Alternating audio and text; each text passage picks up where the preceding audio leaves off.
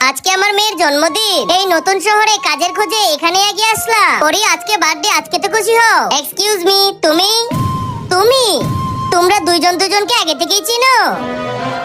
এই বল না, তুই কি ভাবছি? আমি কাউকে প্রপোজ করার কথা ভাবতেছি, শুনেছিস? শুনে নিয়েছি আর সবকিছু বুঝেও গিয়েছি। অবশেষে তাকে প্রপোজ করেই ফেলবো।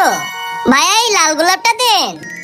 আমার তো বিশ্বাসই হচ্ছে না আজকে আমার ড্রিম বয় আমার হতে চলেছে। তো এখানে আছো তুমি, তুমি কি আমায় বিয়ে করবে? ইয়েস।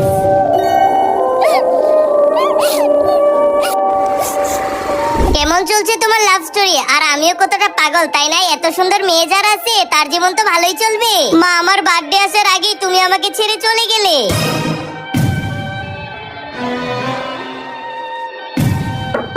কে? আপনাদের কাছে দুধ হবে? কলেজের মতো এখনো তুই পিছে পিছে চলে এসেছি। একদম বাজে কথা বলবে না।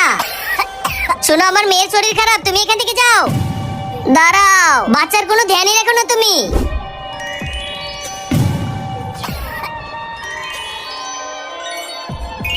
ওই মেয়েটাকে তুই এত ভালোবাসিস, তাহলে ওর মা হয়ে যাচ্ছিস না কেন?